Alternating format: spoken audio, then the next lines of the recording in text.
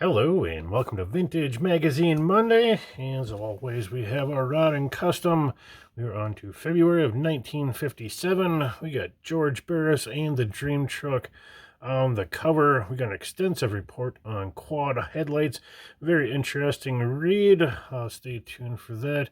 And of course, we got Customs Pictorial on some pre-war customs. Midwest and its roadsters there on the bottom. A pretty cool shot of a nice pair of 32s. Little design contest winners. So let's get into it and check it out. Little model railroading on sale now. Hot Rod Annual, Custom Cars Annual. I would love to get my hands on those. So if you want to send me them, I'd be more than happy to oblige. Here is our index, our contacts.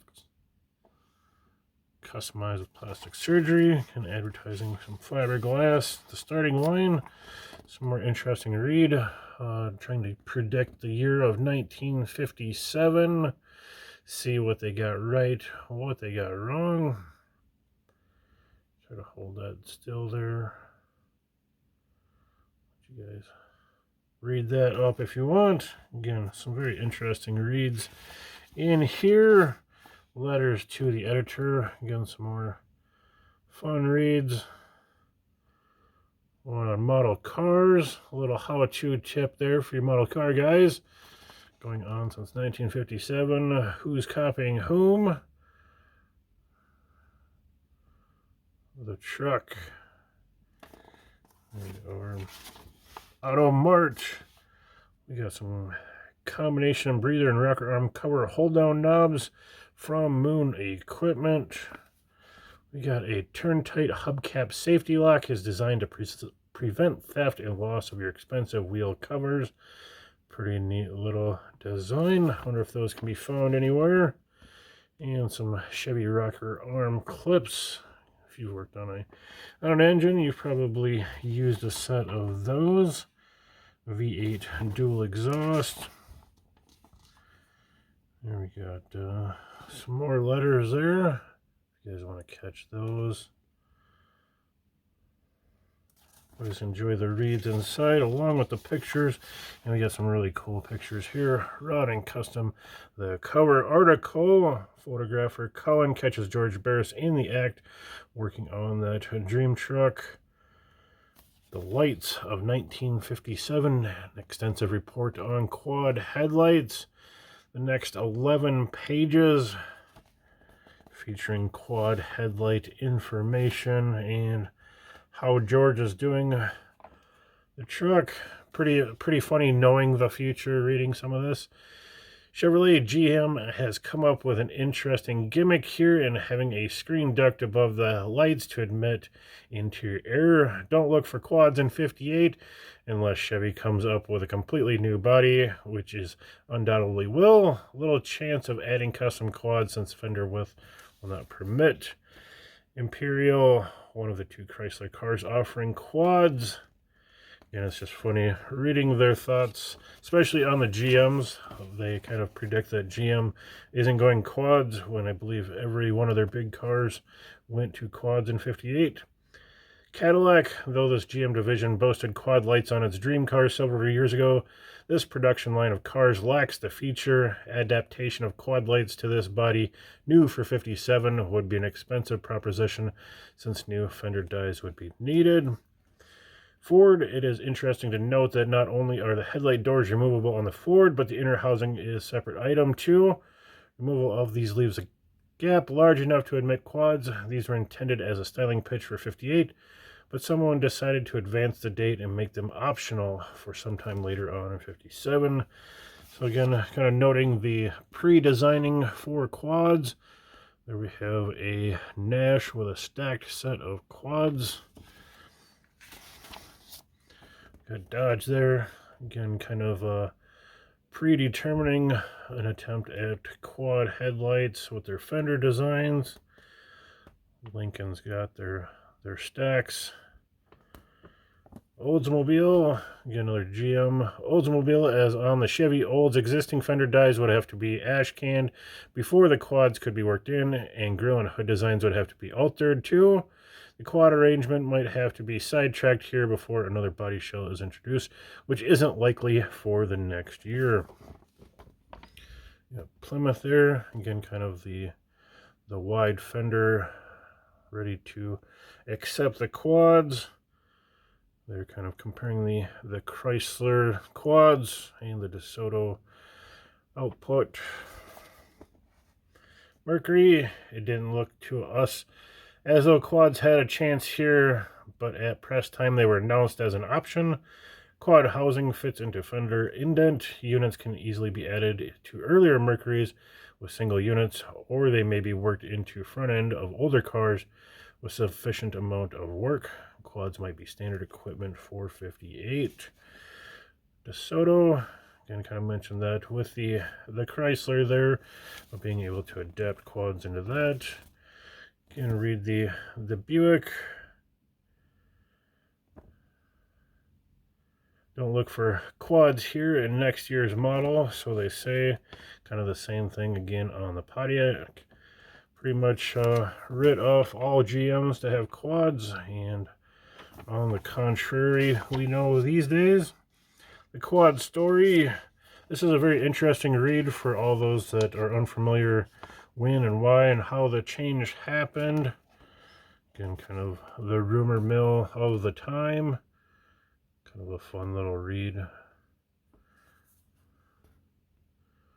Try to catch all of the segments for you.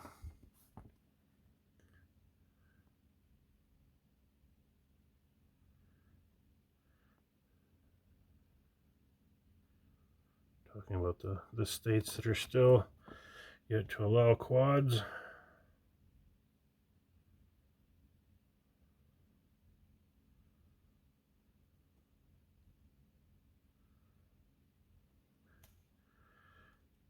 The stacked quads in the hot rod. We got a little modeler's note. Bud Anderson, man behind the models Rod and Custom from January 57, envisions the 58 Ford along these lines, restyling a miniature plastic model of the early 57. Bud has placed twin 5-inch lenses into Ford fender without altering the fender itself. What the factory had up its sleeve at press time, customizers could follow suit by purchasing the small sealed beams, building a new light shell with little trouble. Pretty cool. Doing it in miniature before the big ones were. Headlights, the look of 57. Some more quad looks there. And of course, Barris meets the truck, part 3. The ever awesome dream truck. Here we're going to show how Barris did the quads on the truck. Try to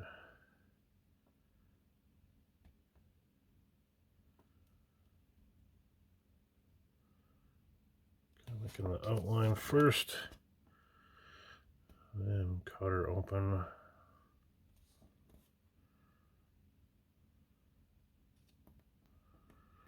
Those that aren't into the body modification world, give you a little sample of how it's done.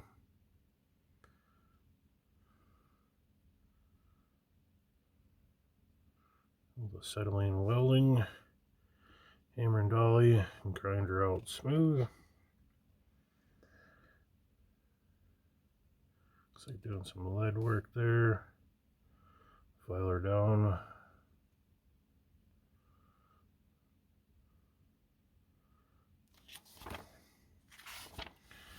Customs Pictorial, the pre-war cars.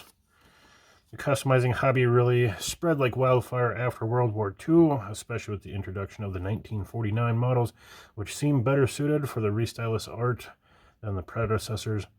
Before 1942, the fad was limited, the main source of interest being centered on the West Coast, though the East and Midwest did turn out their fine-looking cars. Let's check out some of these modified pre-wars. Front end of this beauty. Lincoln grill, little pancaked hood.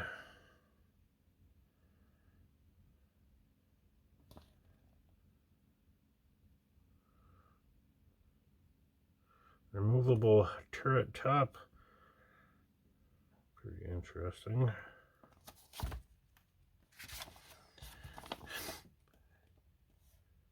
The changes wrought by experienced customizers are evident by comparing this photo to one on opposite page. Both are 41 Fords.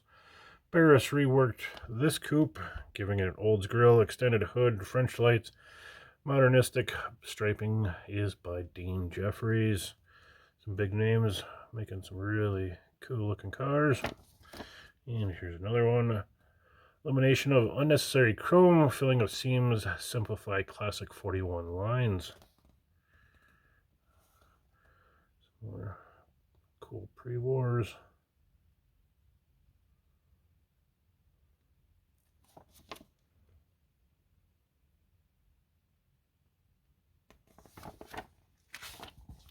How about some pickup variations?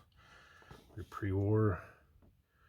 After several feet were lopped from the sedan body, pickup bed from 48 half-ton was mounted on frame, and sedan's fenders reinstalled. Fenders were widened by grafting sheet metal. 2 fenders inner edges, small hooks beneath bed rolls secure either load or canvas top. Almost a ute style. Got a pretty clean look though.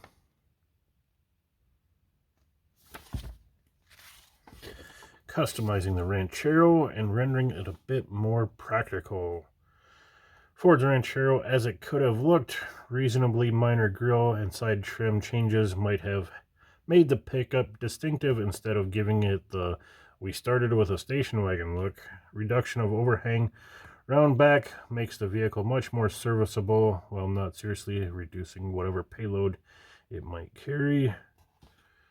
To the front end, kind of a big mouth opening there. Nice look down the side. There's the back end shot. Familiar Ford fins for 57 have been retained, but lenses Frenched and overhangs reduced. Merc split type bumpers replace Fords and are more functional and provide center mounting place for a trailer hitch.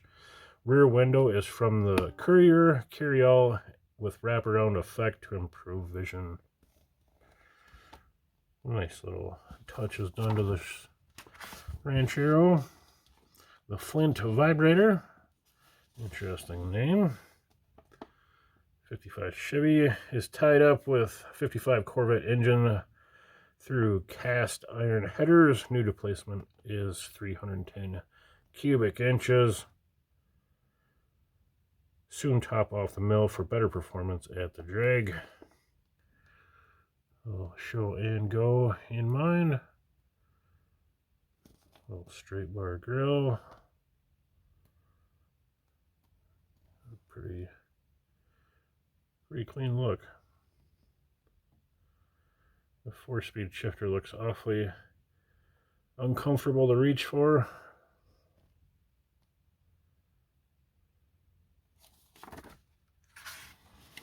Design contest results. Get the mystery category. Special honorable mention in the mystery category goes to young William. Definitely unique of the mind. I don't know if I could drive very long like that. Here are the customs. First place with Max Harrington. He wins a complete set of push-button controls, doors, windows, deck for any car from Barris Customs. Second place is Louis Mason. 3 gallons of special mix lacquer paint, your choice, by Barris Customs. And third place is a $15 merchandise certificate from Barris Customs. I just wonder what they did with their winnings. Do anything cool with that paint. Rods and sports cars. First place, Ronald Simmons. Got some pretty good drawing there. He gets a $75 merchandise certificate from Moon. Seahan gets a $35 certificate from Moon and a $15 certificate from Moon.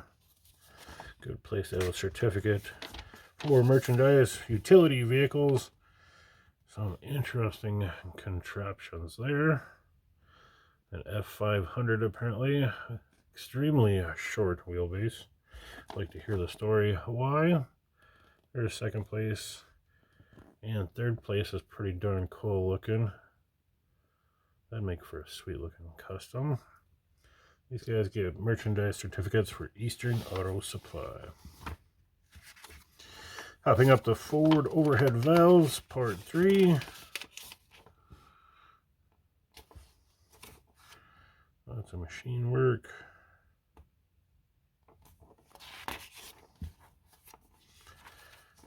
Building a supercharger from scrounged aircraft parts. At last, a big blower.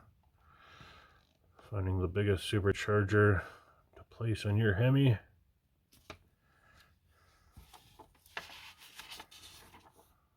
Another shot there.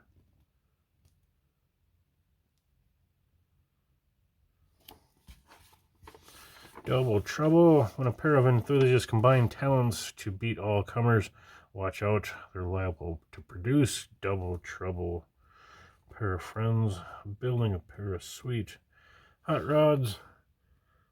Definitely a good looking pair there.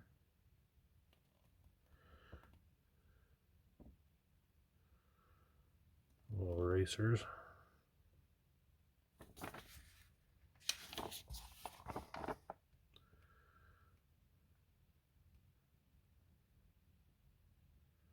Raj selected light cream for his. He's got a cozy driver's compartment. Bit of a reach there. Ripping the flathead mill tri-carb setup. Looks like we got the same in the other. It looks a little cozier in his 32. It's always a great shot of the front end. Out of the 48, Nebraska. Good looking car there. The Chev grill. Some bullet taillights. Interesting interior work there. Arkansas. Great looking hot rod. Hard to beat a classic looking hot rod. Off the sketch pad. Talking about Detroit redesigning from the 40s to the 50s. It gets more design than function that they're talking about there. There's the Air and Sea. You guys like to read the comics.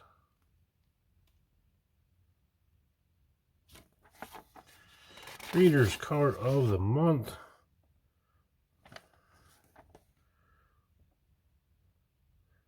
Very cool there. 48 Hudson. Looks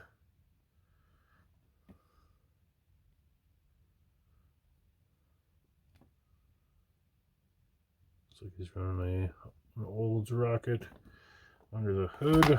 Good power plant. The truck displayed at last.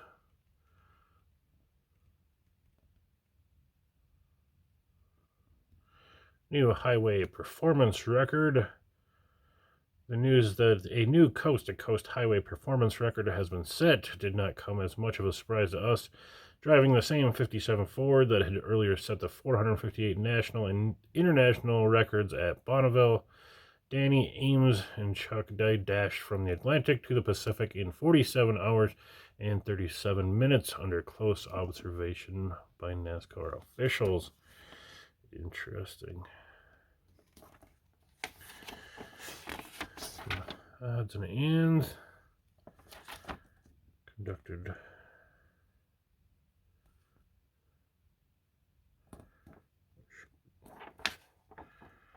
back pressure, a little dragster story, talking about the Chryslers overtaking the Ford Flatheads. The flathead's kind of dying off here with all the overhead valves.